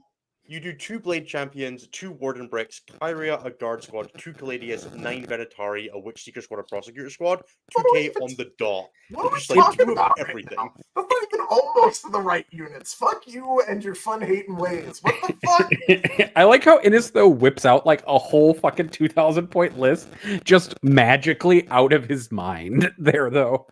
And Man. also, Well, I've been that's playing not a the lot right of list at Warhammer all. recently. I just need you to see the look on the poor guy you play in round 2's face when 18 Ventari fall out of the sky 9 inches from his unscreened natural expansion and home field deployment zone objective. I will say, man, does it suck to be like Grey Knights in that world? You're just like, what are you screening with, dude? Your Yeah, NDTs? it's not good. All right, we're gonna blast through the starred questions from Not as YouTube chat. blasted as GK would get in that scenario. True. Totaface asks, Anthony, if I see you at War Masters, could you bless my dice? I'll do you one better. If you're at War Masters, I'll give you my blood dice to roll if you come get to me first. Ooh. James Workshop asks, will Team Scotland do better at 40k than the football team did? That would, I mean- I have no context for this question. I assume we did shit. The only thing I've seen probably. for this was that they got bashed by Poland, but like that's a same situation. We drew Poland the last time we played them. Okay. The next Alright, question's from amazing. Paint Celestine. Anthony, are you excited for your new Sisters army? Very. I am excited to play an army that is a little bit more combined arms and a little bit more fragile than my Eaters are. I've been looking for something new to just like play at all that isn't CSM for a while. Like I've been bored to fucking death of CSM for years at this point. It's like it feels wild to say years, but like that Emperor's Children AOC build died, and I was like, ugh, with basically everything else since. I didn't even like it that much when I played it at WTC. Like it was fine. It was better than the alternatives that I could have been playing, but like, good lord, not a fan. So yeah, I'm looking forward to having something to play that isn't just like man plays world leaders, especially when I'm trying to like I'm gonna try and take some of the time after WTC to try to like skill up my local a little bit and kind of do some stuff around here. And having an army that isn't like, oh, you made a mistake against me, goodbye everybody, will be good for that, I think. Plus, it might all give us some actual list options for team composition at Champs Cup, which would Well, be nice. Let's not get carried away, but yeah. Clown Mode asks, does Team USA decide first defender via boxing? No, Ganyo is always going to win that. We nicknamed him Ganyo for a reason. That's never going to be me. Thank you, Ayer, for the ISK 750. All that it says, though, is sup nerds, which isn't really a question because it doesn't have a question mark. But hi. Hey. And then Avs ask, with the changes to points, indirect, and pivot, do you think it was a net nerf or buff to Eldar? It was definitely all those things, a nerf. And then you staple the mission pack on top of it, buff. So, you know, welcome to Warhammer, where Eldar are always good. I always thought this was a thing every that change people... makes Eldar better. I hate it so much. When I first started, I was like, why do people complain about this so much? It's so crazy. And then I played for longer and was like, oh, it makes sense now. Holy shit, why do they do this? And then that is the end of the questions. We did it. Yay. Okay, I have one more set of things to plug, I think, which is the coaching. If you're interested in hearing more from either myself, Jeremy, Typhus, Nicholas Olsen-Johnson, or now Tyler, you can check out stat-check.com/what are we? Was there a noise? Yeah. Okay. I thought I heard something, but I was powering through. It was definitely a car going really fast on a street nearby, which is funny because the streets near here are like 30 miles per hour. So nice. If you're interested in getting help from any of the people that I mentioned before, I was so rudely interrupted by speed racers on Nathan Street.